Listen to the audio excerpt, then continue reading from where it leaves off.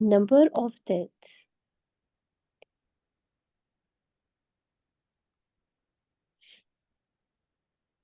in in general or from a specific cause within a population over a defined period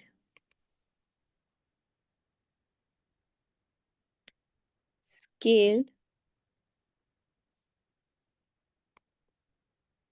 per thousand or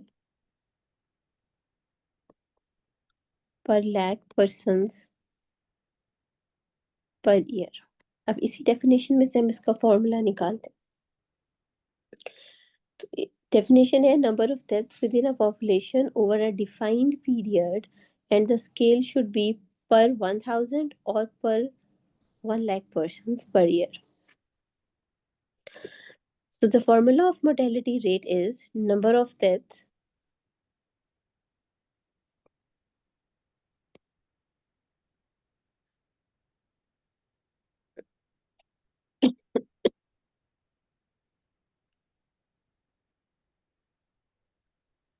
क्योंकि आपने ये per year के हिसाब से scale रखा है, so the number of deaths should be in a year divided by mid year population. Mid year population का मतलब ये होता है कि अब क्योंकि लोग आ भी रहे होते हैं, लोग जा भी रहे होते हैं इन अ सर्टेन पॉपुलेशन, तो हम मिड ईयर पॉपुलेशन इसलिए यूज करते हैं कि ये वो पॉपुलेशन होगी जो कि एक्चुअली एक्सपोज्ड होगी टू द सर्टेन रिस्क, या जिसकी वजह से हम डेथ रेट निकाल रहे हैं उस स्पेसिफिक कॉज से इसका एक्चुअल एक्सपोजर होगा। So the mid year population is used when we calculate the rates like mortality rate, or it can also be used when we calculate the birth rate. So denominator में हम mid year population रखते हैं which should represent the average number of people actually at risk during that period, not just the population at the start or at the end of the year. कुछ लोग start में आए और they move out, या कुछ लोग जो हैं वो एंड पे आए और चले गए। मिड ईयर पॉपुलेशन एक तरह से ये रिप्रेजेंट कर रहा है कि हमने ये वो पॉपुलेशन ली है जो थ्रू आउट ईयर इस स्पेसिफिक कॉज से एक्सपोज रहे थे, ताकि हम एक्चुअल डाटा निकाल सकें कि जो एक्चुअली एक्सपोज रहे हैं उनमें डेथ रेट कितना है। यस, मिड ईयर पॉपुलेशन आपके पास की उसमें मेंशन होती है। This is just an other way of representing the population at risk. This is just a fancy way of saying कि अच्छा ये मिड ईयर पॉपुलेशन, ये यूजुअली हम मोर्टेलिटी रेट के टाइम पे या बर्थ रेट्स के टाइम पे यूज करते हैं। Because people are born, die, or migrate, so the population changes throughout the year. So instead of counting everyone at the beginning or end, we use an estimate number of average.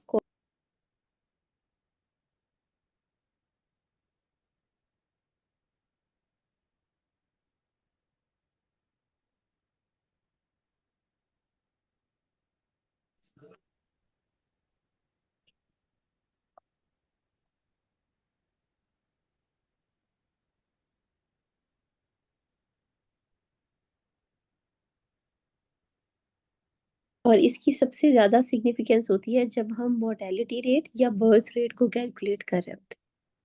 Make sense?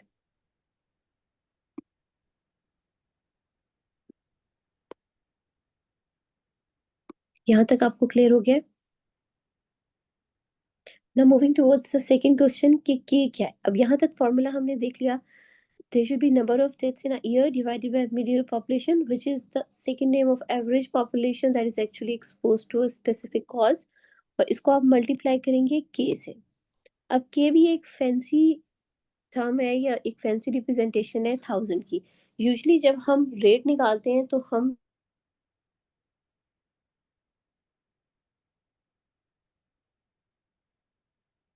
Because हमने definition में ये establish कर लिया है that our scale is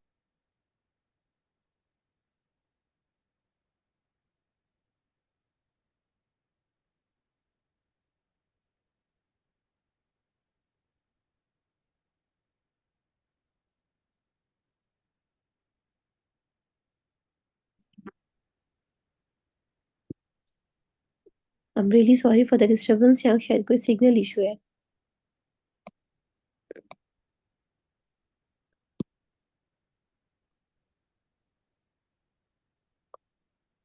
अब मेरी आवाज ठीक है? Yes, it's disconnecting again and again.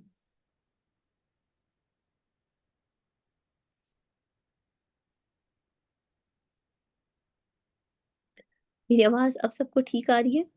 Okay, fine. सो हमने फॉर्मूला देख लिया, उसके बाद हमने के को देखा। के को मैंने आपका it's just a fancy way of representing 1000, और ये जो आपने ऑलरेडी डेफिनेशन में स्टैब्लिश कर लिया था दैट स्केल शुड बी पर 1000, और समटाइम्स कहीं पे वो स्पेसिफिकली आपको बताते हैं कि हमें पर 1 लाख पर्सन के हिसाब से आप डाटा निकाल के दें। तो अगर उन्होंने कभी आपको स्पेसिफिकली मेंशन कर दिया कि स्केल आपका 1 लाख है, फिर आपने इसको 1 लाख से रिप्लेस कर देना है, वरना यूजली नॉर्मली या कन्वेंशनली जब हम मोर्टेलिटी रेट या बर्थ रेट निकालते हैं, पर्टिकुलर मोर्टेलिटी रेट निकालते हैं, तो के की वैल्यू हम 1000 पुट करते हैं। तो अगर आपने के नहीं भी याद करना या ये आपको कंफ्यूज कर रहा है, तो आप सिंपली ये फॉर्मूला ये याद रख सकते हैं, number of death in a year divided by median population multiply by 1000। Clear?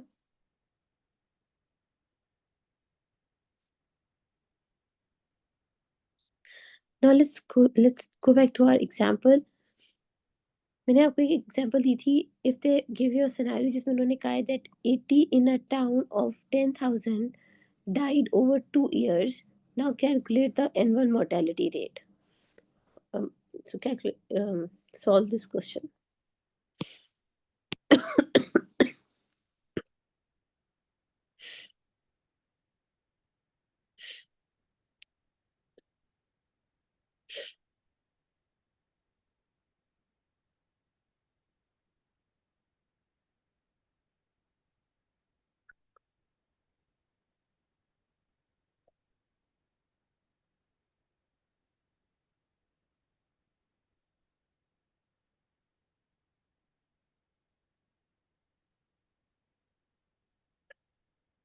Okay. So अच्छा, आप मुझे बताएं कि हमारे पास ये फॉर्मूला है, number of death in a year of a median population. Number of deaths कितनी होगी हमारे पास according to the example?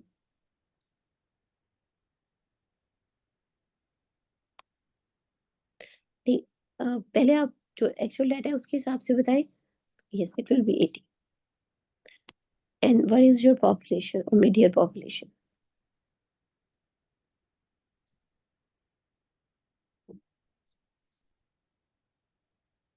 10,000। So the answer will be 0.008। अब ये जो आपका 0.008 है,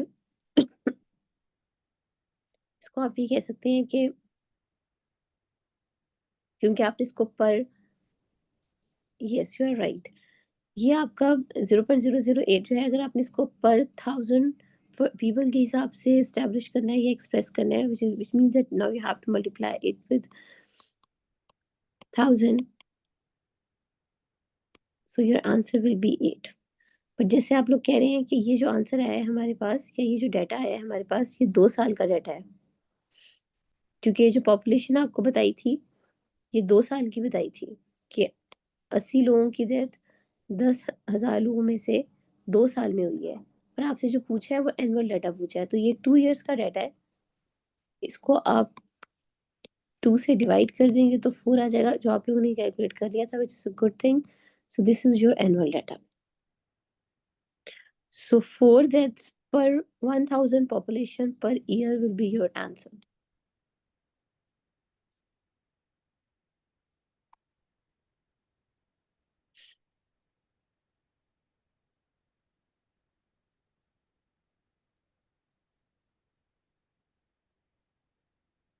पहले भी कर सकते हैं, इट्स अप टू यू।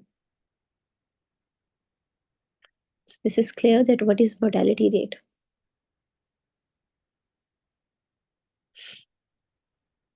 अच्छा, दूसरा हमारे पास आता है attack rate.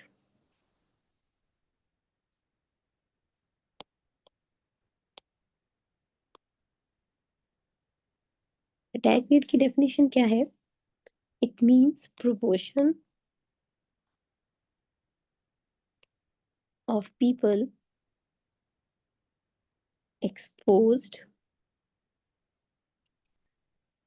to a suspected source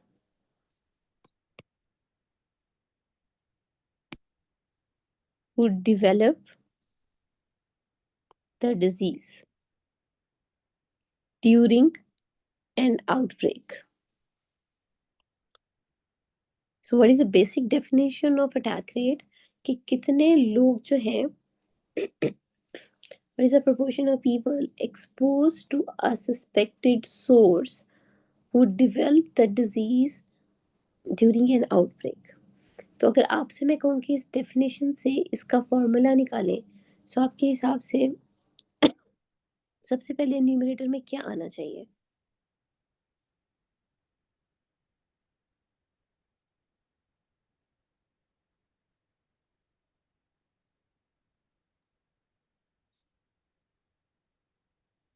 उन्होंने आप yes, people who got it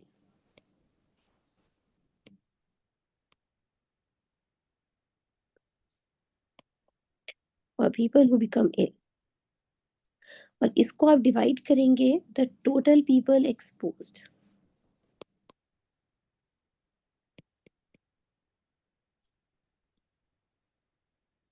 और इसका फॉर्मूला सिंपल है, इसको आप मल्टीप्लाई कर देंगे 100 से। Clear?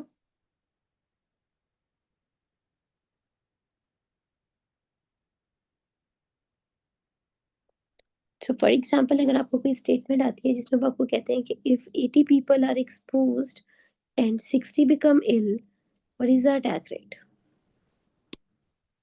80 are exposed and 60 become ill. Calculate the attack rate. Excellent. So you're going to divide 60 by 80, multiply by 100. The answer is going to be 75%.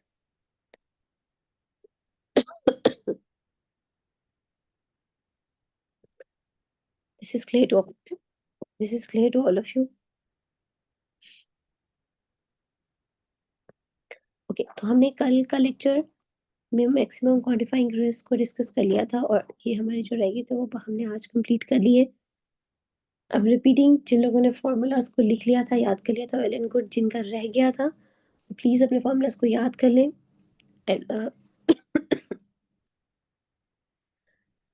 जब हमारा बायोस्टैटिस्टिक्स कंप्लीट होगा, I conduct a short test on biostatistics particularly.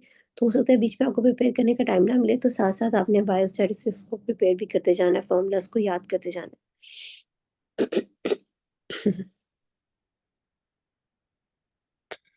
उसके बाद next आते हैं आपके पास likelihood ratios.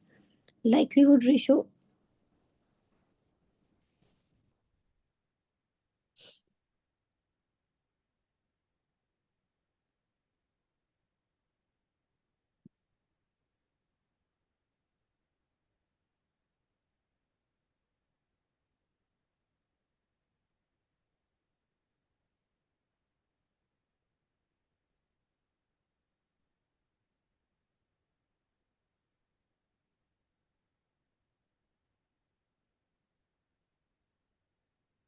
O yes, thank you for reminding me that.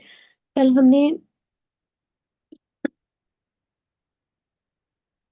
हमने जब रिलेटिव रिस्क पढ़ा था, मैंने आपसे कहा था इसके अंदर से मैंने रेयर डिजीज को स्किप किया है, ये मैं आपको कल बताऊंगी। अच्छा, रेयर डिजीज हमने कहा था। अच्छा, अब जल्दी से पहले हम थोड़ा सा रिव्यू भी कर लेते हैं। Rare disease, sorry, relative risk जो है वो आप किस टाइप की स्टडी के लिए यूज करते हैं?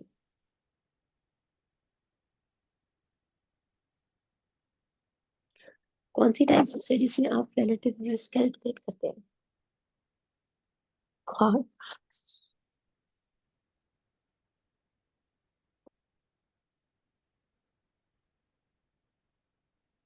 और रिलेटिव रिस्क का की सिंपल डेफिनेशन ये थी, among the exposed how frequent is the disease.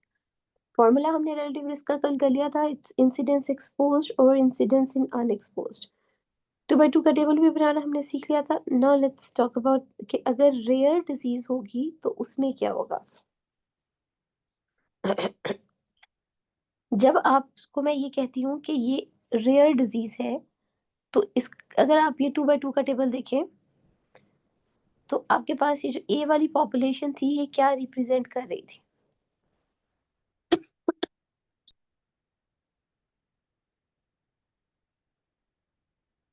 Yes, ए वाली पॉपुलेशन आपको रिप्रेजेंट कर रही थी केसेस जिनको डिजीज भी है और जिनका एक्सपोजर भी है। Yes, disease and exposure. B वाली पॉपुलेशन आपको क्या रिप्रेजेंट कर रही थी?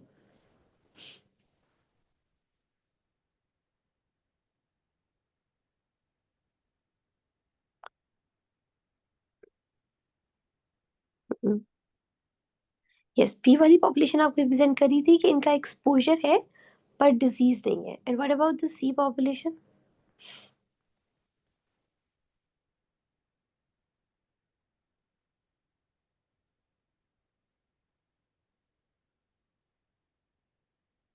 Whose but disease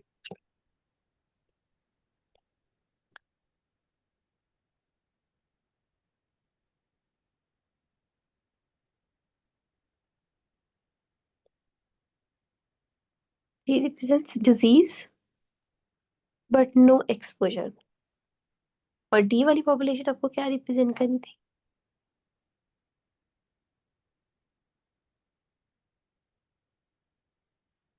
या नो डिजीज, नो एक्सपोजर।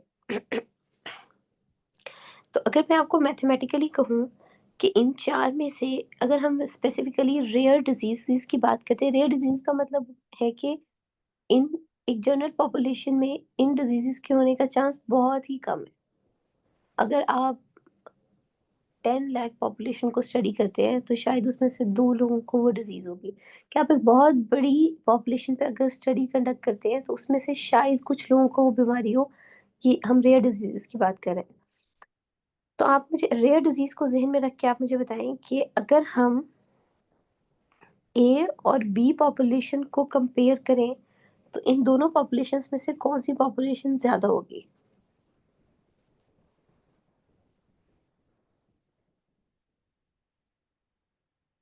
क्या अगर एक जगह पे एक्सपोजर हो रहा है तो डिजीज फैक्टर होगा या नहीं होगा? यस, बी वाली पॉपुलेशन आपके पास बहुत ज्यादा होगी। द रीजन बीइंग कि एक्सपोजर चाहे हो भी रहा है बट क्योंकि ये एक रेयर डिजीज है तो आपके पास वो पॉपुलेशन बहुत ज्यादा होगी जिसको डिजीज नहीं हुई। So automatically when you compare A and B population, B is very very high as compared to A. On the other hand अगर मैं आपसे कहूँ कि C और D को अगर आप कंपेयर करते हैं तो इनमें से कौन सी पॉपुलेशन ज्यादा होगी?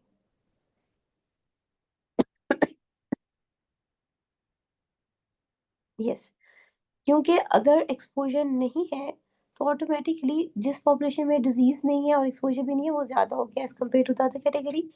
सो again the D is very very high as compare to C।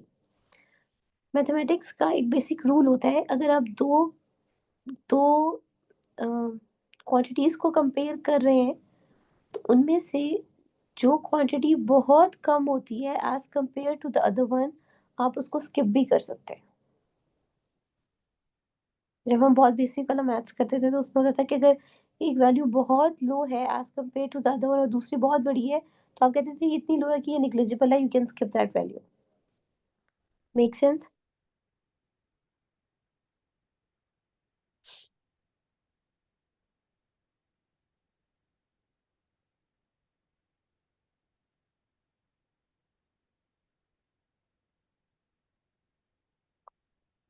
यहाँ तक आपको समझ आई है?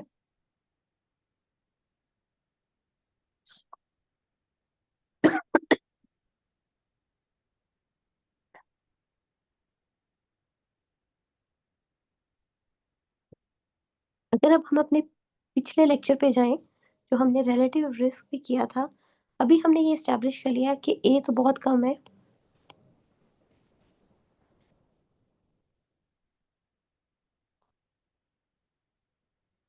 ए बहुत कम है बी के कंपैरिजन में,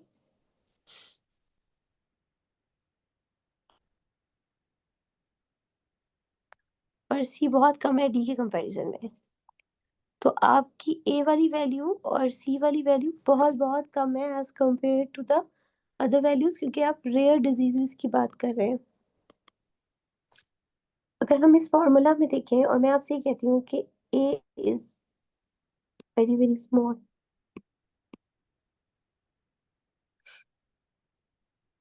and then when we look at over here, मैं वो कहती हूँ कि C is very very small, और हमने कहा कि अकॉर्डिंग टू द मैथमेटिक्स जो वैल्यू बहुत छोटी होती है वो निग्लिजिबल होती है, इसको मिस भी कर सकते हैं। तो पीछे आपके पास क्या फॉर्मूला रह जाएगा, 1/b ओवर 1/d।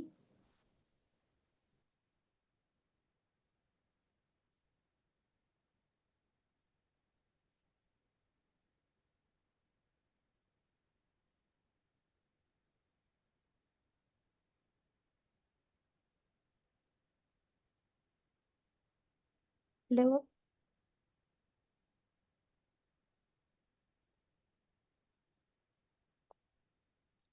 अगर आप इस फॉर्मूला को रीअरेंज करेंगे तो answer will be B D over B. Clear?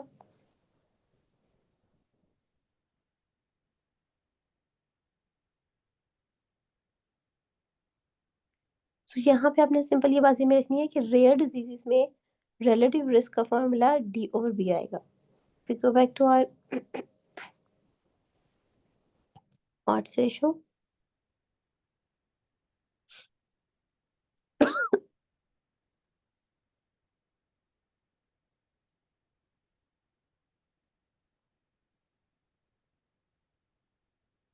odds ratio का फॉर्मूला है A D over B C. Again the rule is same. अगर उसी उसी डाटा रेयर डिजीजेस के लिए अगर हम ऑड्स रेशो निकालेंगे तो उसमें भी हम ये कहेंगे कि क्योंकि ए पॉपुलेशन बहुत कम है बी की निस्बत और सी पॉपुलेशन बहुत कम है डी की निस्बत, तो ए और सी दोनों निग्लिजिबल है, हम इन दोनों को स्किप कर देंगे। The formula will be D over B. This make sense?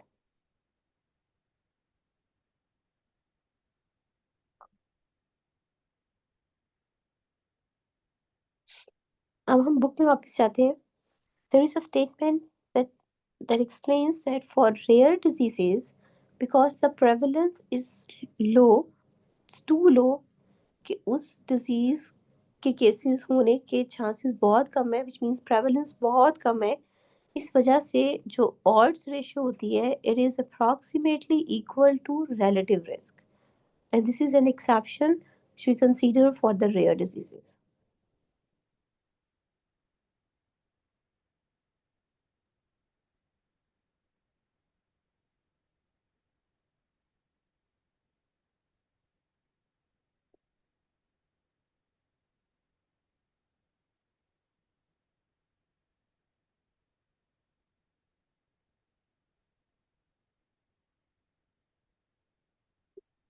Relative risk के लिए भी हमारे पास फॉर्मूला डी ओवर बी था, क्योंकि ये 1/b डिवाइडेड बाय 1/d, जब आप इसको रीअरेंज करेंगे mathematically turn out to be D over B.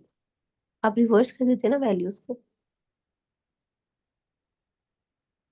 आपको इतने कॉम्प्लिकेटेड फार्मूलाज याद करने की ज़रूरत नहीं है। ये मैंने आपको सिर्फ फार्मूला के उससे इसलिए बताया है ताकि आपके जहन में बात रह जाए। जो सेंटेंस आपने याद रखना है वो ये है कि रेयर डिजीजेस के लिए जो ऑड्स रेशियो होती है it's approximately equal to relative risk, क्योंकि प्रेवलेंस बहुत कम होती है।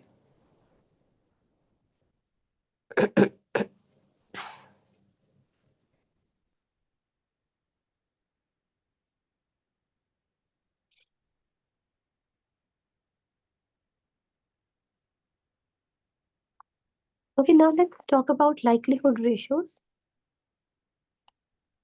लाइक्लीहुड रेशियो का सिंपली मतलब ये होता है, लाइक्लीहुड रेशियो पे बहुत ज़्यादा सवाल नहीं आता। तो क्या ये एग्जाम के लिए बहुत इंपॉर्टेंट टॉपिक है? तो नहीं। समटाइम्स कोई आपको एक्सपेरिमेंटल क्वेश्चन टाइप आ सकता है लाइक्लीहुड से रिलेटेड, अगर आप इसको डिटेल में समझ लेंगे तो अच्छा है। अगर आप इस टॉपिक को स्किप भी कर देंगे तो ये कोई बहुत हाई हील टॉपिक नहीं है। लाइक्लीहुड रेशियो आपको बेसिकली ये बताती है that how much A test result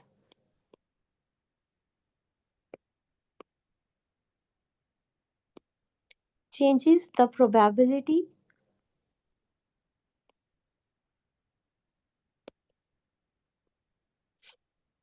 that a patient has a disease.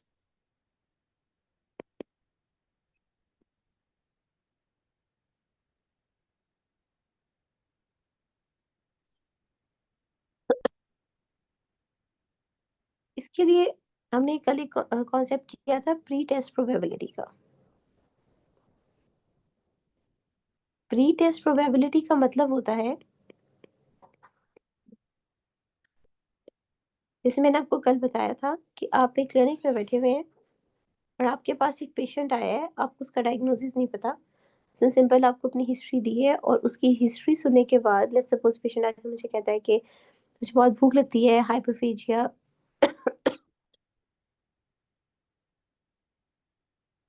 मुझे बहुत ज़्यादा भूख लगती है, I go to washroom again and again, urination का प्रॉब्लम है, वुंड जल्दी हील नहीं होते, या फैमिली हिस्ट्री है डायबिटीज़ की, समथिंग लाइक दिस।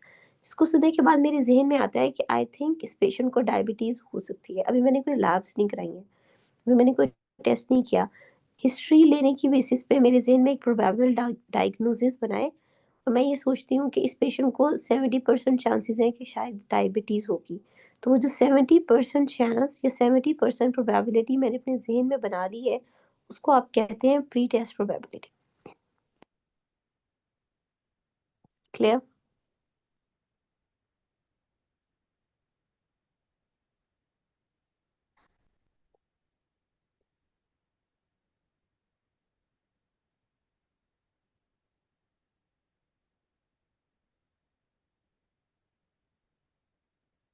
और जो आपके पास लाइक्लीहुड रेशियोज़ होते हैं, ये आपको राइट लाइक्लीहुड रेशियोज़ आपको ये बताती हैं कि अगर लेट्स सपोज 70% चांस था मेरे ज़हन में कि इस पेशेंट को डायबिटीज़ होगी। उसके बाद मैंने पेशेंट का बीएसआर करा लिया या उसके बाद मैंने पेशेंट का एचबीएवंसी करा लिया। तो अब लाइक्लीहुड रेशियो मुझे ये बताएगी कि ये जो मैंने बीएसआर या एचबीएवंसी करवाया है, इसका result that how much a test result changes your belief that a patient has a disease. So you can think it like this: कि in the start, you start with the pre-test probability or your suspicion before the test. After getting the result, अब वो test positive भी हो सकता है कि मेरी BSR value high आई है, वो टेस्ट नेगेटिव भी हो सकता है। After getting the result, the likelihood ratio tells you how strongly to move towards or away from thinking the person really has the disease. Clear?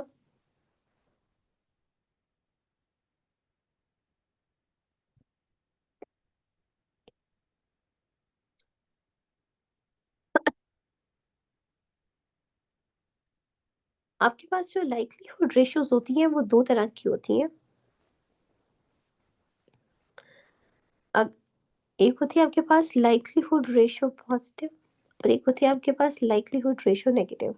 अच्छा, अब अगर जो लाइक्लीहुड रेशियो पॉजिटिव है, ये आपको ये बताती है how much more likely a positive test is in someone with a disease than in someone without disease. So simply आपको पॉजिटिव लाइक्लीहुड रेशियो ये बताती है कि अगर ये टेस्ट पॉजिटिव आ गया तो कितने परसेंट चांसेस हैं या क्या चांसेस हैं कि इस पेशेंट में वाकई ये डिजीज होगी।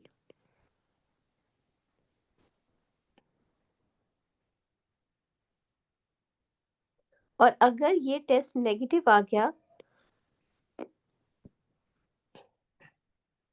तो फिर कितने परसेंट चांसेस हैं, जिस इस टेस्ट के नेगेटिव आने के कितने परसेंट चांसेस हैं उन लोगों में जिनको डिजीज नहीं है। सो अगर ये वाला टेस्ट, अगर आप किसी टेस्ट की पॉजिटिव लाइक्लीहुड रेशियो लेते हैं तो आपको ये पता चलता है कि अगर ये टेस्ट पॉजिटिव आ गया तो कितने percent, how much more likely a positive test is in someone with a disease as compare to it to be positive in someone without a disease. Clear?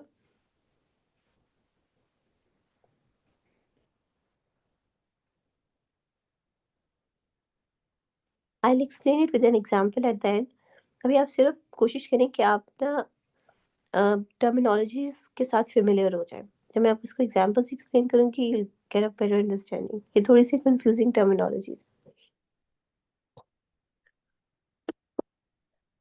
तो लाइक्लीहुड रेशियो पॉजिटिव आपको बताता है rules in.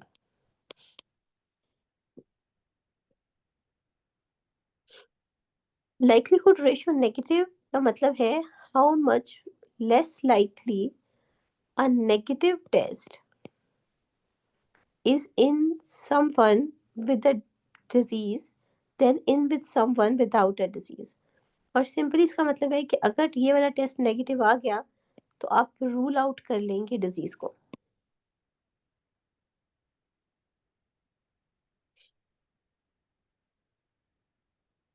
अब अगर मैं आपको इसको बहुत सिंपल वर्ड्स में बताऊं तो जो लाइक्लीहुड रेशियो होती है पॉजिटिव, इसका मतलब है कि अगर ये टेस्ट पॉजिटिव आ गया तो ये बहुत स्पेसिफिक टेस्ट होता है। अगर ये पॉजिटिव आ गया तो इसका मतलब है डेफिनेटली और मोस्ट प्रोबेबली इस पेशेंट को ये डिजीज है। और लाइक्लीहुड रेशियो नेगेटिव होने का मतलब है कि ये सेंसिटिव टेस्ट होता है। अगर ये नेगेटिव आ गया तो बहुत ज्यादा चांस है कि इस पेशेंट को ये डिजीज नहीं है। So likelihood ratio positive, positive likelihood ratio ये आपकी स्पेसिफिसिटी को रिप्रेजेंट करती है और नेगेटिव लाइक्लीहुड रेशियो सेंसिटिविटी को रिप्रेजेंट करती है।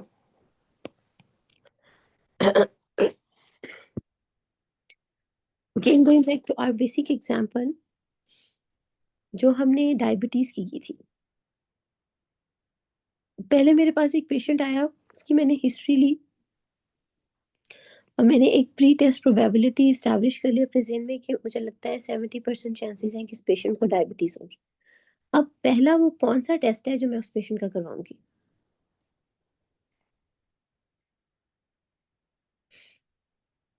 एक सस्पेक्टेड केस ऑफ डायबिटीज में आप पहला टेस्ट कौन सा करवाते हैं? You will start with a sensitive test or you will start with a specific test? Yes, you will start with a sensitive test जो easily available होगा. So you simply measure the blood glucose और BSR। मैं पहले ये sensitive test या BSR क्यों करवा रही हूँ?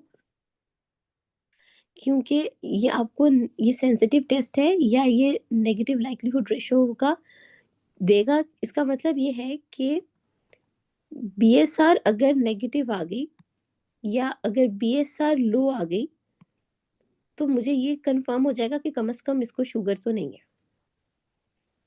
तो अगर आपका सेंसिटिव टेस्ट नेगेटिव आ जाता है तो आप एटलीस्ट ये मोस्ट प्रोबेबली ये रूल आउट कर लेते हैं कि नहीं ये शुगर नहीं है। Make sense? लेट्स सपोज अगर मैंने बीएसआर करवाई और बीएसआर की वैल्यू आ गई 150 फास्टिंग। अब आप कंफ्यूज हैं कि शुगर हो भी सकती है और नहीं भी हो सकती। तो सेंसिटिव टेस्ट की सिग्निफिकेंस ये होती है कि अगर वो नेगेटिव आ जाए, क्योंकि वो इतना सेंसिटिव होता है, अगर वो नेगेटिव आ गया तो इसका मतलब है कि बिल्कुल ही चांस नहीं है। हाँ, अगर वो पॉजिटिव आ गया फिर आप आगे स्पेसिफिक टेस्ट पे जाते हैं और कंफर्म करते हैं कि वाकई डिजीज है कि नहीं। तो यूजुअली जितने भी आपके स्क्रीनिंग टेस्ट होते हैं, जैसे आप HbA1c सॉरी जैसे आप HIV, हेपेटाइटिस, इनके जितने भी रैपिड डायग्नोस्टिक टेस्ट या स्क्रीनिंग टेस्ट होते हैं वो आपके पास सेंसिटिव टेस्ट होते हैं। अगर वो पॉजिटिव आ जाए, सॉरी अगर वो नेगेटिव आ जाए तो आपको ये कंफर्म हो जाता है कि इसको ये प्रॉब्लम नहीं है या इसको ये डिजीज नहीं है। तो सेंसिटिव टेस्ट की सिग्निफिकेंस ये होती है कि अगर वो नेगेटिव आ जाए तो वो रूल आउट कर देता है डिजीज को। Clear?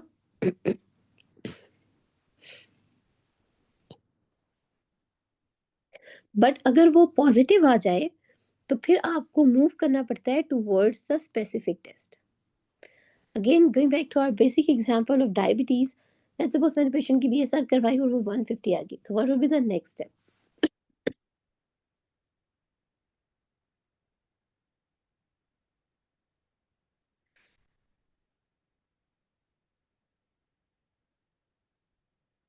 Yes, now you'll go for the specific test which is HbA1c in this case.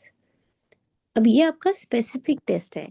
Specific test की सिग्निफिकेंस ये होती है कि अगर स्पेसिफिक टेस्ट पॉजिटिव आ जाए, या इस केस में आप कहें कि अगर लेट्स सपोज इसकी वैल्यू 5.7 से ज़्यादा आ गई है, 5.7 आ गई है या 6 आ गई है, 6 से ज़्यादा आ गई है, तो आपको ये पता चल जाएगा कि अगर आपका स्पेसिफिक टेस्ट पॉजिटिव आ गया है, तो now it will confirm the disease.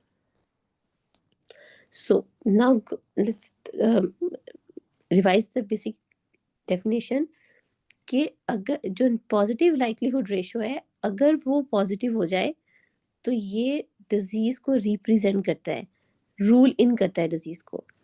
Negative likelihood ratio जो है, इसका मतलब है कि अगर ये टेस्ट नेगेटिव आ जाएगा तो ये रूल आउट कर देगा डिजीज को। और negative likelihood ratio in simple words represent the sensitivity, ये मोर सेंसिटिव टेस्ट। और positive likelihood ratio represents the specificity or a more specific test. Clear?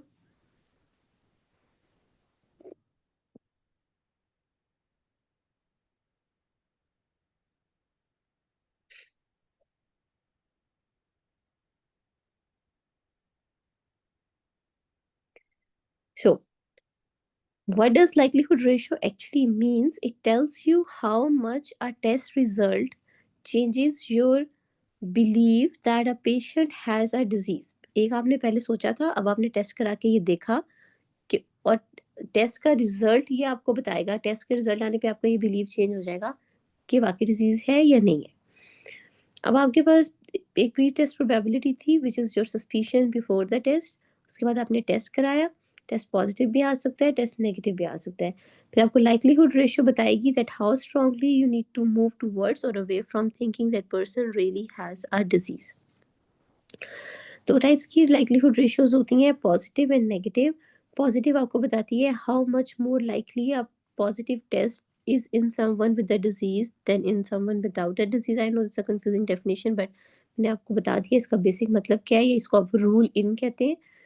Negative likelihood ratio जब आपको बताती है how much less likely a negative test in a person with a disease than in someone without a disease, और ये आपको rule out करती है disease को। अब इसकी सिग्निफिकेंस क्या है? बेसिकली जो लाइक्लीहुड रेशियोज की सिग्निफिकेंस क्या है कि लाइक्लीहुड रेशियो में आपने स्पेसिफिसिटी और सेंसिटिविटी दोनों को कंबाइन कर दिया है। So basically likelihood ratios combine both sensitivity and specificity into one value, and they do not change if the disease is common और रेयर। सो अब यहाँ पे, क्योंकि ये सेंसिटिविटी और स्पेसिफिसिटी का कॉन्सेप्ट हम आगे भी करेंगे, बट लाइक्लीहुड रेशियो की सिग्निफिकेंस ये है कि यूजुअली जो टेस्ट होते हैं उनकी हम सेंसिटिविटी और स्पेसिफिसिटी अलग-अलग निकालते हैं, बट जब हम लाइक्लीहुड रेशियो की बात करते हैं तो लाइक्लीहुड रेशियो में ये दोनों आप कंबाइन मिल जाती हैं। सो अगर किसी टेस्ट की लाइक्लीहुड रेशियो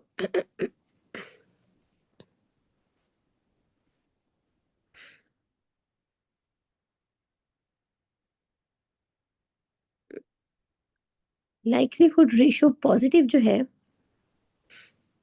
इसका फॉर्मूला होता है sensitivity divided by 1 minus specificity. और लाइक्लीहुड रेशियो नेगेटिव का फॉर्मूला होता है 1 minus sensitivity divided by specificity. अब मैं आपको एक एग्जांपल देती हूँ। अगर आपको एक अगर आपको एक क्वेश्चन आता है एग्जाम में, they have given you a test for TB, जिसमें वो आपको बताते हैं कि सेंसिटिविटी, इस टेस्ट की सेंसिटिविटी, उन्होंने टीबी के लिए एक टेस्ट करवाया है, लेट्स सपोज उन्होंने ट्यूबरकुलिन टेस्ट करवाया, और आपको उन्होंने बताया कि ट्यूबरकुलिन टेस्ट की सेंसिटिविटी जो थी वो 90% थी, और ट्यूबरकुलिन टेस्ट की स्पेसिफिसिटी जो है वो 80% है। और अब वो आपको कह रहे हैं कि इसमें हमें इसकी इंटरप्रिटेशन बताएं या इसकी हमें लाइक्लीहुड रेशियो बताएं, या so now they are asking you to calculate the positive likelihood ratio and negative likelihood ratio of tuberculin test. What will be your value?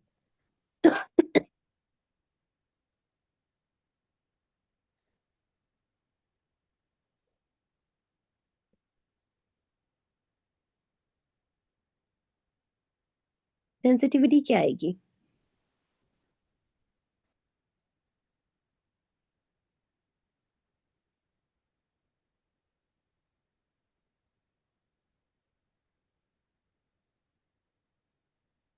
अगर हम पहले पॉजिटिव लाइक्लीहुड रेशियो निकालते हैं, what's the value of sensitivity?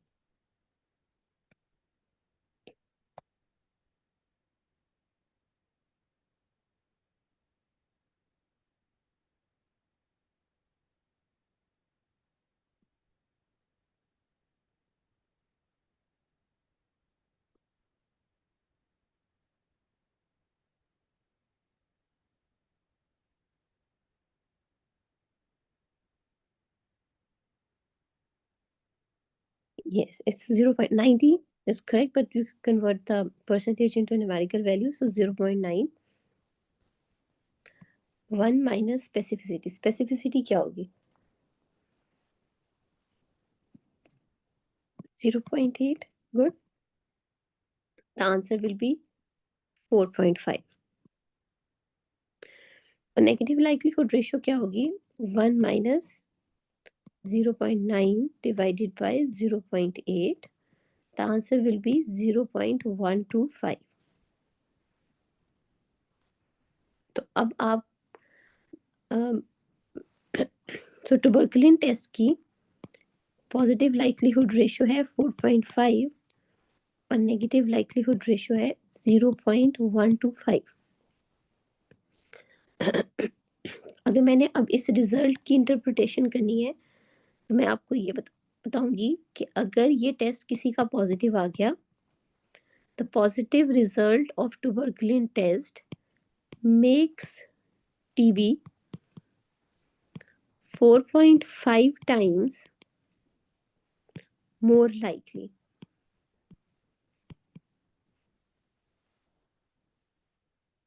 क्योंकि इसकी likelihood ratio positive 4.5 आई थी और हमने ये ऑलरेडी स्टेब्लिश किया है कि पॉजिटिव लाइक्लीहुड रेशियो आपको ये बताती है कि अगर ये टेस्ट पॉजिटिव आ गया तो कितने परसेंट चांसेस हैं या कितने टाइम्स चांसेस हैं, क्या चांस है कि ये डिजीज वाकई पेशेंट को होगी। Make sense?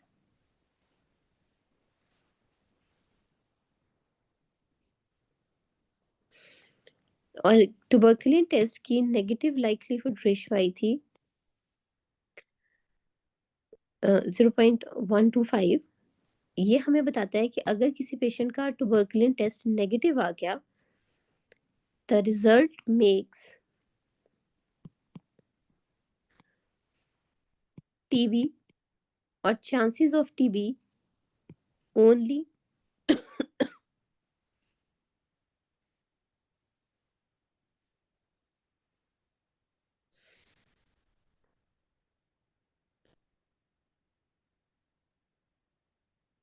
0.12 times or 1/8 time as likely।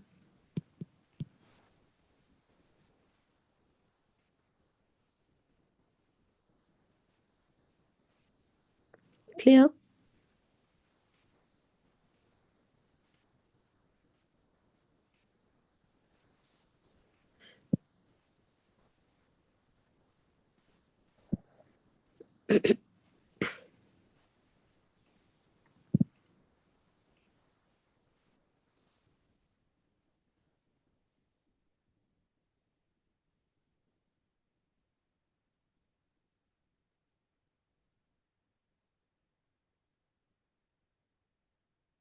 So 1/8 is or 8 times less likely is basically from 0.125। या इसको इस तरह आप इंटरप्रेट करेंगे। Let me interpret in simple language. Negative likelihood ratio of tuberculin test basically tells you कि अगर ये TB test या ट्यूबरकुलिन टेस्ट किसी पेशेंट का नेगेटिव आ गया तो ये टीबी के चांस को 8 टाइम्स कम कर देता है, और there is 8 times less likely chance of having TB, क्योंकि इसकी नेगेटिव लाइक्लीहुड रेशियो 0.125 आई थी।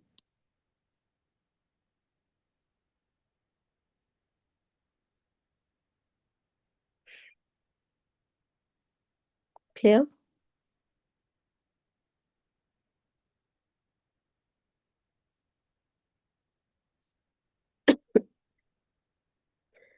तो फायदा हमें लाइक्लीहुड रेशियो निकालने का ये होता है कि रादर देन हम अलग-अलग टेस्ट में सेंसिटिविटी और स्पेसिफिसिटी को तलाश करें, अगर हम एक टेस्ट की लाइक्लीहुड रेशियो निकाल लेते हैं, पॉजिटिव और नेगेटिव दोनों, तो हमें लाइक्लीहुड रेशियो में ही सेंसिटिविटी और स्पेसिफिसिटी दोनों मिल जाती है कि ये टेस्ट कितना सेंसिटिव है और ये टेस्ट कितना स्पेसिफिक है, क्योंकि जितने भी हमारे पास टेस्ट हैं उनकी कोई सर्टेन लेवल की सेंसिटिविटी और सर्टेन लेवल की स्पेसिफिसिटी होती है। सो उसका उसका एक फॉर्मूला होता है, you don't need to get into the formula, या सिंपल वर्ड्स में आप याद रख लें कि लाइक्लीहुड रेशियो पॉजिटिव जितनी बड़ी होती जाएगी उतना ज़्यादा आपका टेस्ट स्पेसिफिक होता जाएगा। जैसे अगर मैं कहती हूँ कि HbA1c की लाइक्लीहुड रेशियो 10 है या 10 से ज़्यादा है, यूजुअली जिन टेस्ट की लाइक्लीहुड रेशियो पॉजिटिव,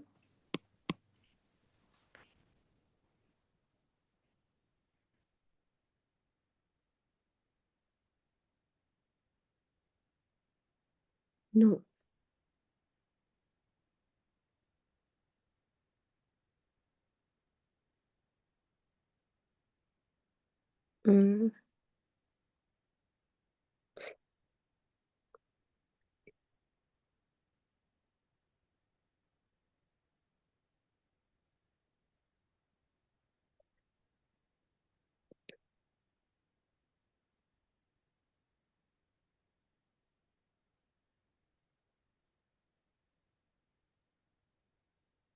आपके पास एक टीबी का पेशेंट आया, like you are suspecting a TB case, आपने उसका ट्यूबरकुलिन टेस्ट कराया।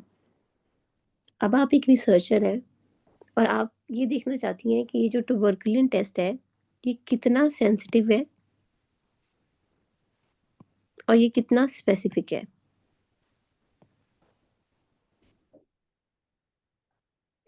आपने पहले एग्जांपल ही अगर हम लेते हैं तो ट्यूबरकुलिन टेस्ट का पॉजिटिव लाइक्लीहुड रेशियो जो है वो आपके पास 4.5 आया है, और नेगेटिव लाइक्लीहुड रेशियो जो है वो आपके पास 0.125 आया है। Now they are saying you to interpret the significance of tuberculin test. तो सारा आप मुझे बताएं कि अगर ट्यूबरकुलिन टेस्ट की लाइक्लीहुड रेशियो पॉजिटिव 4.5 है तो इसका क्या मतलब होगा?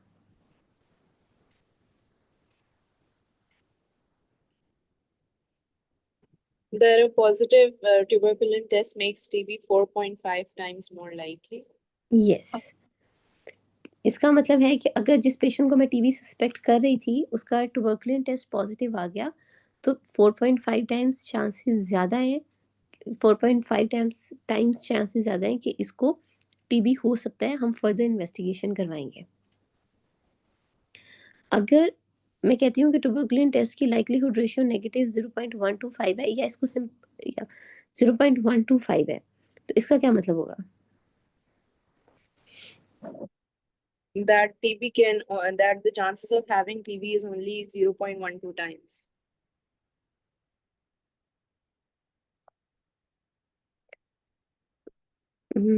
This is another way of saying the same statement, but जो इसकी बाय डेफिनेशन इसका मतलब होगा वो ये होगा कि अगर ट्यूबरकुलिन टेस्ट इस पेशेंट का नेगेटिव आ जाता है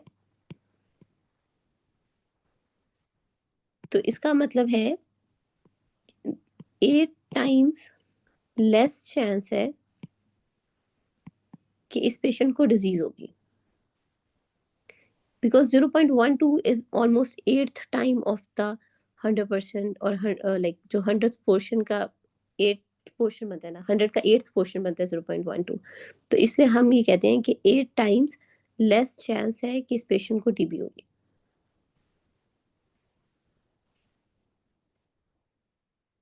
क्लियर?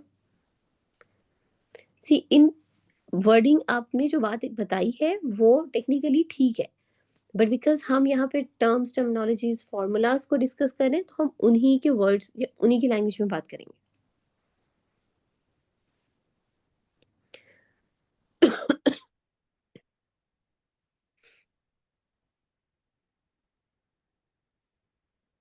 उसके बाद उन्होंने आपको ये फॉर्मूला सारा दिए हुए हैं। लाइक्लीहुड रेशो आपको बेसिकली ये बताती है that how much probability shifts with the positive और नेगेटिव टेस्ट। अगर किसी टेस्ट की लाइक्लीहुड रेशो 1 आ जाए तो इसका मतलब है कि टेस्ट पॉजिटिव आए या टेस्ट नेगेटिव आए, इससे कोई फर्क नहीं पड़ता, आपके डायग्नोसिस में कोई शिफ्ट नहीं आएगा। या आप ये कहेंगे कि जिस टेस्ट की लाइक्लीहुड रेशो 1 है वो नॉन सिग्निफिकेंट टेस्ट है। बाकी अगर लाइक्लीहुड रेशियो पॉजिटिव 10 से ज़्यादा होगी it will indicate a highly specific test, and if the negative likelihood ratio is less than 0.1 this will indicate a highly specific test and this will indicate a highly sensitive test. ये जो line है ये exam के लिए important है। Clear?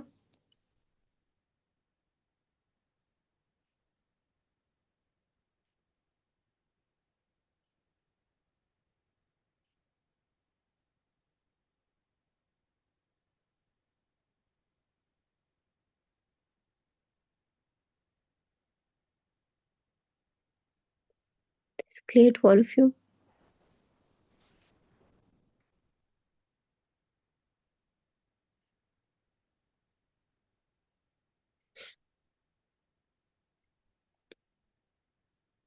अच्छा, अब ये वाली जो कुछ टर्म्स हैं ये एग्जाम में यूज भी होती हैं। अगेन रेगुलर क्वेश्चंस में यूज नहीं होंगी, लेकिन कुछ जो आपके एक्सपेरिमेंटल टाइप के क्वेश्चंस होते हैं उनमें ये आ जाती हैं। तो ये टर्म्स मैं आपको जब हम सेंसिटिविटी, स्पेसिफिसिटी और पॉजिटिव और नेगेटिव प्रिडिक्टिव वैल्यू आगे डिस्कस कर लेंगे, तो अगर आप मुझे याद कराना है फिर हम वापस आएंगे, फिर मैं आपको बताऊंगी कि इन टर्मिनोलॉजीज का, इन टर्म्स को हम कहाँ कहाँ यूज करते हैं, जिसको भी हम यहाँ पे स्किप कर रहे हैं। ये टॉपिक आज हम नहीं करेंगे because I can't speak properly और ये बहुत इसमें एक्सप्लेनेशन है।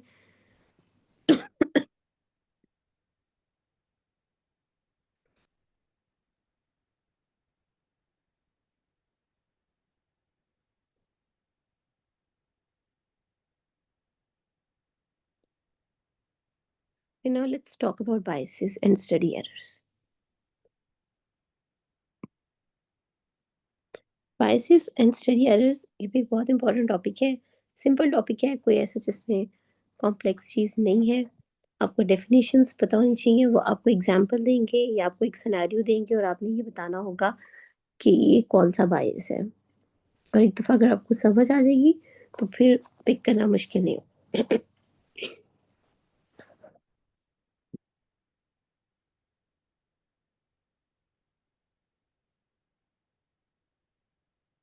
स्टडी बायसेस और स्टडी एरर्स को ब्रॉडली क्लासिफाई करते हैं इनटू रिक्रूटिंग.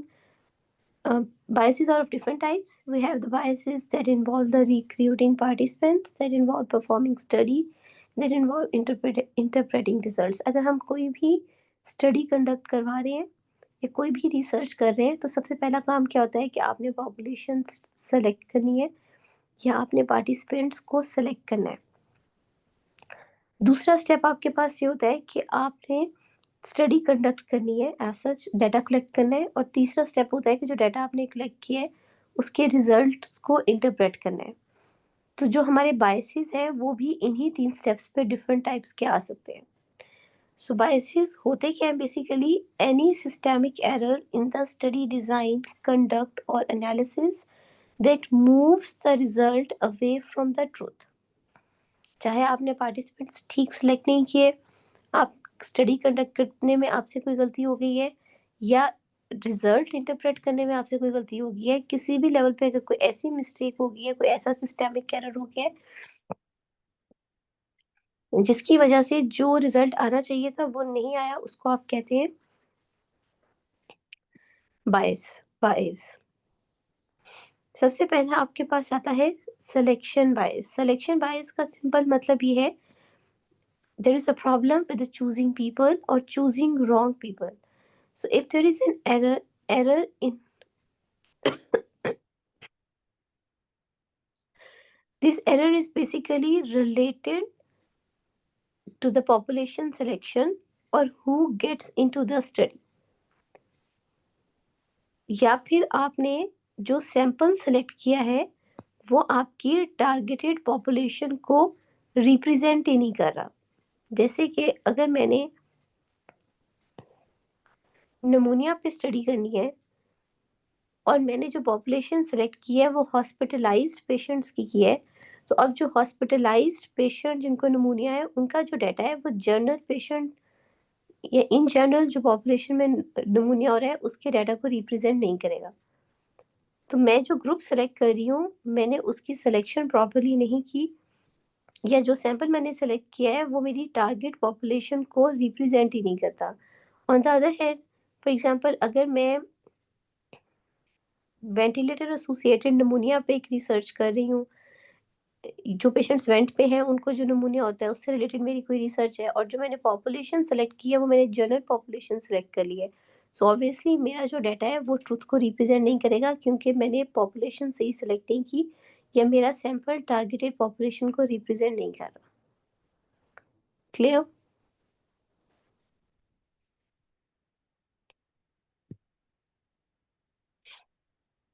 अब आपके पास जो सिलेक्शन बायस है इसके आगे डिफरेंट टाइप्स होती हैं। इसमें सैम्पलिंग बायस हो सकता है, इसमें नॉन रिस्पॉन्स बायस हो सकता है, इसमें बर्गसन बायस हो सकता है, इसमें एट्रिशन बायस हो सकता है। सबका मतलब तकरीबन सेम है, थोड़ा बहुत बस डिफरेंस है। सैम्पलिंग बायस क्या है कि दैट सर्टेन ग्रुप्स ओवर और under represent the population, for example survey done only in the hospital patients will not represent your general population.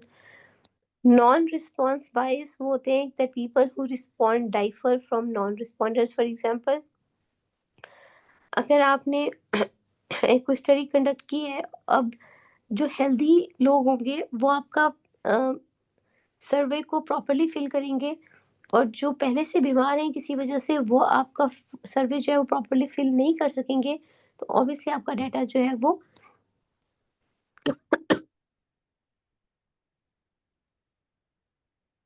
Proper नहीं होगा। So sometimes the non-responder bias, yeah, people who respond differently from the people who respond differ from the non-responders. This can also add to the this can also add to the selection bias. उसके बाद आपके पास आता है Bergson बायस। Bergson बायस important है। Bergson बायस का simply मतलब ये होता है कि जो हॉस्पिटलाइज्ड केसेस होते हैं उनका रिजल्ट डाइफर करेगा कंट्रोल केसेस से। फॉर एग्जांपल अगर आपने पॉपुलेशन सेलेक्ट की है जो पर्टिकुलरली हॉस्पिटलाइज्ड पॉपुलेशन है उसमें,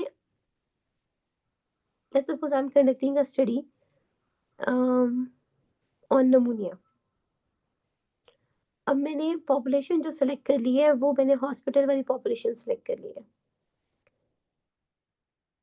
अब हॉस्पिटल में जो बहुत सारे लोग होते हैं वो बहुत सारी डिफरेंट बीमारियों की वजह से ऑलरेडी एडमिट होते हैं, या उनको और डिफरेंट बीमारी होने के चांसेस भी हाई होते हैं। और जब मैंने हॉस्पिटल वाली पॉपुलेशन पे स्टडी कंडक्ट की तो मुझे ये लगा कि बहुत सारे लोग जिनको नमूनिया है उनको स्ट्रोक भी है, और मैंने अपना रिजल्ट ये दे दिया कि जो नमूनिया है वो स्ट्रोक के साथ एसोसिएट करता है। अब यहाँ पे प्रॉब्लम ये है कि नमूनिया स्ट्रोक के साथ एसोसिएट नहीं करता, बल्कि बहुत सारे लोग जो हॉस्पिटलाइज्ड है they are already more prone to develop certain other conditions like stroke. तो क्योंकि मैंने पॉपुलेशन सही सेलेक्ट नहीं की तो उसकी वजह से मेरा रिजल्ट भी डिफरेंट है, क्योंकि अगर यही मैं हेल्दी पॉपुलेशन या जनरल कम्युनिटी की पॉपुलेशन में इस एसोसिएशन को स्टडी करूंगी क्या नमूनिया स्ट्रोक के साथ एसोसिएट करता है, तो जनरल पॉपुलेशन में आपको ये एसोसिएशन नहीं मिलेगी। क्लियर?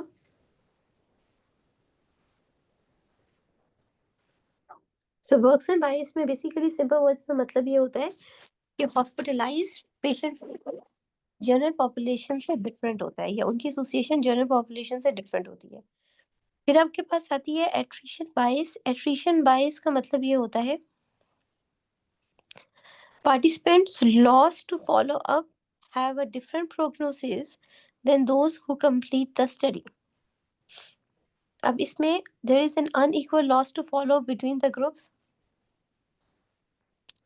या आप इसकी एग्जांपल ये ले सकते हैं कि अगर आपके पास 100 स्मोकर्स है और उनमें से लेट्स सपोज आपके पास 1000 स्मोकर्स है और आप लंग कैंसर पे स्टडी कंडक्ट कर रहे हैं, लेट्स सपोज उनमें से 100 की डेथ हो गई है या वो 100 जो है उनका फॉलोअप भी आप नहीं कर पाए, तो अब जिन लोगों का फॉलोअप नहीं कर पाए ऑब्वियसली उनका प्रोग्नोसिस भी डिफरेंट हो सकता है।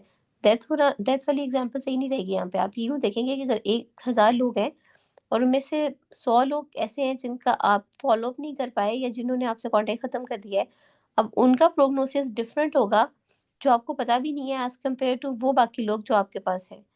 तो इसको आप कहते हैं एट्रीशन बायस।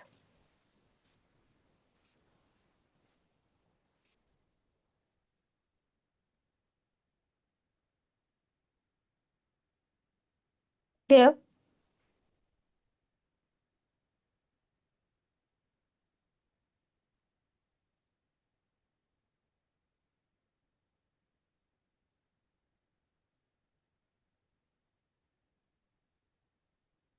हेलो।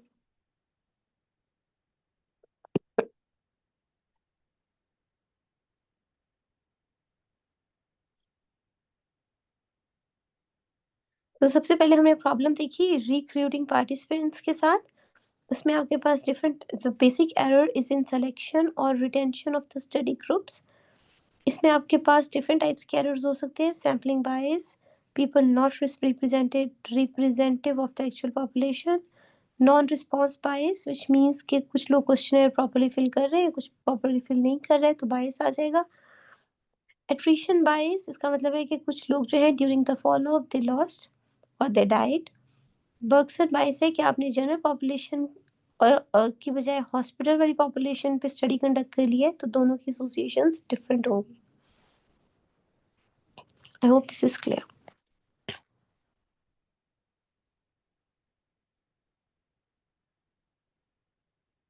फिर आपके पास आता है परफॉर्मिंग स्टडी बायस। अब सिलेक्शन आपने कर ली, लेट्स सपोज आपने सही ग्रुप सिलेक्ट कर लिया है, अब इस वाले 22 के लेवल से निकल आए।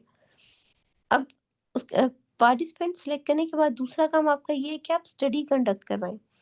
और जब आप स्टडी कंडक्ट करवा रहे हैं तो उसमें किस now the subjects with the disease sorry अब स्टडी परफॉर्मिंग स्टडी आपके पास कौन कौन से बायसेस हो सकते हैं। The first one is recall bias. Recall bias very simple, नाम से ही पता चल रहा है it is associated with the problem with the memory और फॉल्टी मेमोरी। लेट्स सपोज आप एक स्टडी कंडक्ट कर रहे हैं जिसमें आप डिसेबल्ड बच्चों पे आपकी स्टडी है और आप ये देखना चाह रहे हैं कि जो एक सर्टेन टाइप के डिसेबल्ड बच्चे हैं इनकी मदर्स ने प्रेगनेंसी के दौरान ऐसा क्या डिफरेंट किया था कि बच्चों में ये प्रॉब्लम हुई है। और आपने जो ग्रुप सेलेक्ट किया है या जो आप स्टडी कंडक्ट कर रहे हैं वो आप उन मदर्स पे कर रहे हैं जो लास्ट टाइम जब प्रेग्नेंट हुई थी या when they give birth to the disabled child that was around 10 years back और 15 years back. So now it is obvious कि उनको 10-15 साल पुरानी प्रेगनेंसी याद करने में प्रॉब्लम हो सकता है उनको सही सी चीजें याद ना हो, so they might have some recall bias. So recall bias is inaccurate recall of past events by the study subjects। और ये बड़ा कॉमन होता है सर्वे स्टडीज में, स्पेशली अगर आप बहुत पुरानी चीज को फॉलो अप कर रहे हैं। क्लियर?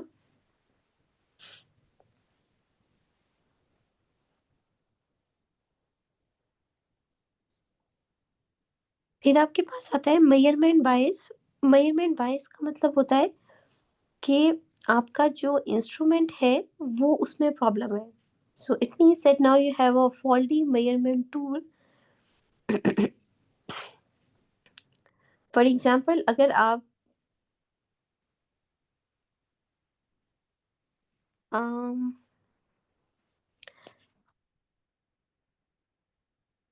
आप एक बीपी ऑपरेटर्स यूज कर रहे हैं या आप स्विंगो मैनोमीटर यूज कर रहे हैं और वो आपका बीपी ऑपरेटस ही खराब है, तो अब आप उस खराब पीपी ऑपरेटर से जितनी भी रीडिंग्स लेंगे उन सब में बायस होगा।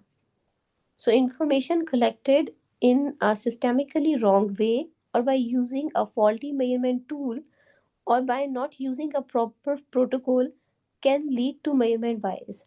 अब ये मेजरमेंट बायस 2-3 तरह का हो सकता है। एक तो बहुत स्ट्रेट अवे है कि आप जो इंस्ट्रूमेंट यूज करें वही खराब है।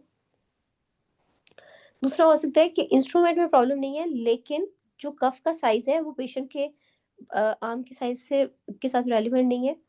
आप कफ साइज प्रॉपर्ली यूज नहीं कर रहे। बीपीपीटिस ठीक है, बट कफ साइज ठीक ना होने की वजह से रीडिंग गलत आ रही है।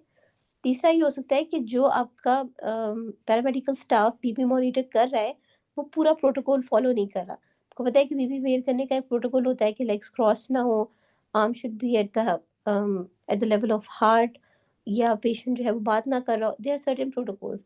May be your paramedical staff या जो भी आपका आपके साथ असिस्टेंट है वो प्रॉपर प्रोटोकॉल फॉलो नहीं कर रहा।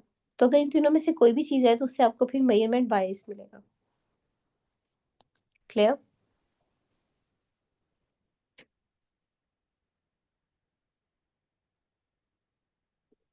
मेजरमेंट वाइज में एक तो ये प्रॉब्लम है कि आपसे मसला, आपका मसला है, आपके असिस्टेंट का मसला है, आपके अप्रेंटिस का मसला है।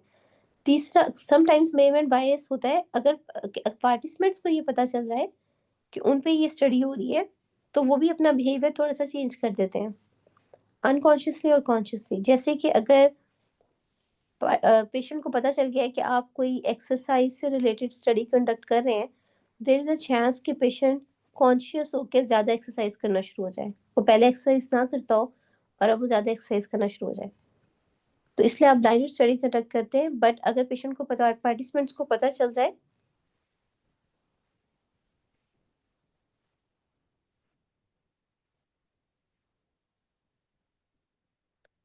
यस, अगर अगर पार्टिसिपेंट कॉन्शियस हो जाए तो देयर इज अ चांस कि उसका हार्ट रेट ज़्यादा हो जाए। कुछ लोग सेंसिटिव होते हैं, बट ज़्यादातर ये होता है इसको जो हॉथरॉन इफेक्ट होता है उसका मतलब ये होता है कि पार्टिसिपेंट्स जो है वो अपना बिहेवियर चेंज कर लें upon awareness of being observed. A good example will be कि अगर पेशेंट को ये पता चल जाए कि मेरी एक्सरसाइज रूटीन को ऑब्जर्व कर रहे हैं, तो हो सकता है वो अब रूटीन से ज़्यादा या कम एक्सरसाइज करना शुरू हो जाए। क्लियर?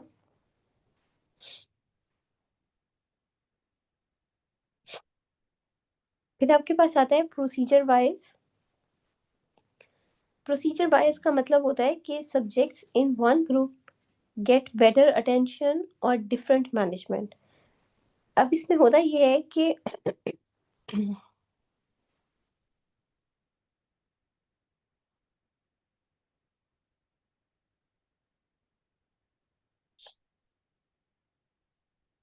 आपके पास दो ग्रुप्स हैं।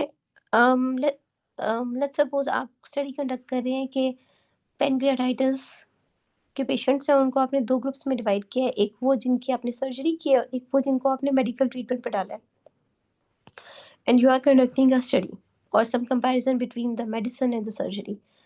बट ये बात बहुत ऑब्वियस है कि जिन पेशेंट्स की आपने सर्जरी की है, ये जिनको आपने सर्जिकल ग्रुप में डाला है, अब वो क्योंकि 5-6 दिन 7 दिन तक हॉस्पिटलाइज रहेंगे and they are under the specialized care, तो उनका जो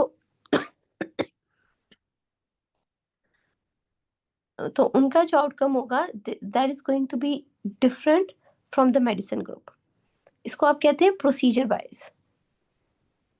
So one group receives the procedure, for example, surgery, and because now the patient is getting a surgery or the procedure, it's more likely कि उसको care और attention भी ज़्यादा मिलेगी, तो automatically आपका जो bias, आपका जो result है वो biased होगा।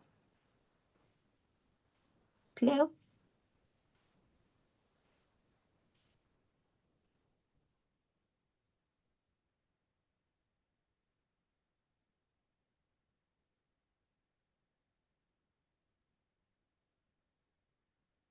This is clear to all of you?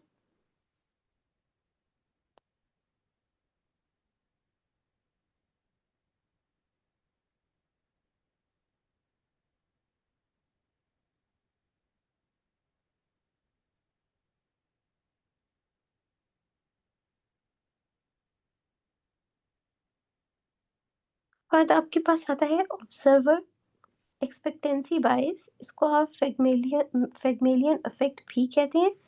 इसमें बेसिकली क्या होता है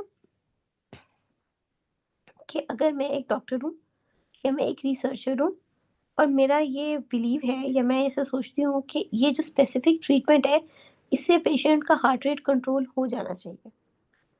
अगर मेरा अपना ये बिलीफ है कि इस ट्रीटमेंट की वजह से तो लाज़मी इस पेशेंट का हार्ट रेट कंट्रोल हो जाना चाहिए, there is a very much chance कि जब मैं रिज़ल्ट भी इंटरप्रेट करूँगी या जब मैं पेशेंट का डाटा लूँगी, तो मेरे ज़हन में ये बायस होगा कि पेशेंट का ये ट्रीटमेंट जो है ये बड़ा इफ़ेक्टिव है और हार्ट रेट तो कंट्रोल होना ही चाहिए। So this over here now the observer is expecting that treatment group to show the sign of recovery is more likely to document positive outcomes. तो जो ऑब्जर्वर पहले से ये सोच रहा होता है कि मेरे ट्रीटमेंट का फ़ायदा होना ही चाहिए, there is a high chance कि जब वो रिज़ल्ट भी डॉक्यूमेंट करेगा, वो थोड़ा-सा बायस्ड होगा। क्लियर?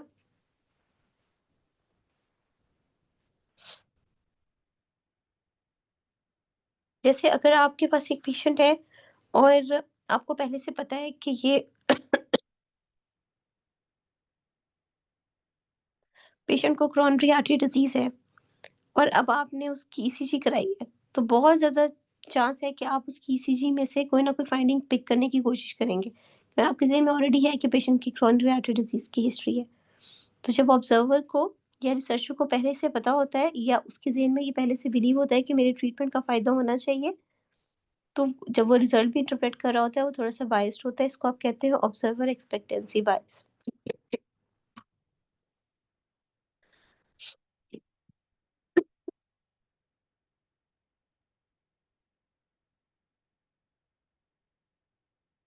अभी तक जो हमने पढ़ा है, अगर आपको कोई कन्फ्यूजन है तो आप पूछ सकते हैं।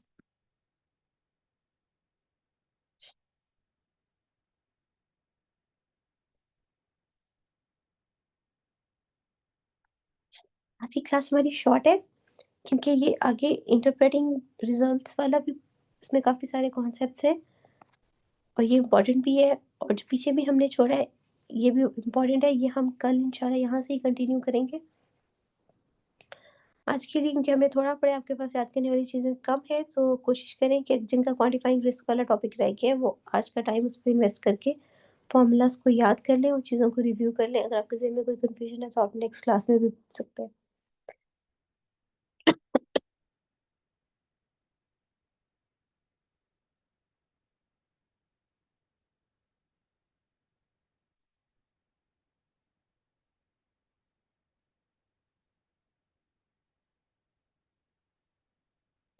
मैंने ना आपको बायोस्टैटिस्टिक्स की रिकॉर्डिंग्स की बात करी है।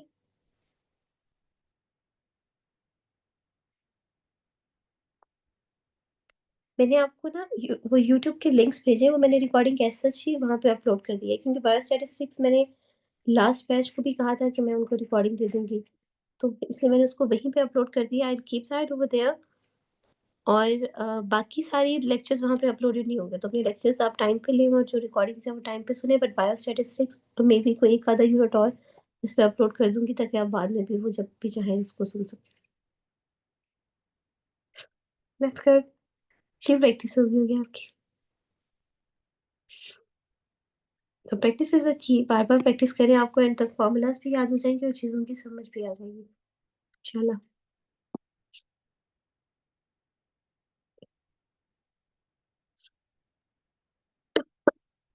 आई will see you guys tomorrow इंशाल्लाह। Thank you. अल्लाह हाफ़िज़।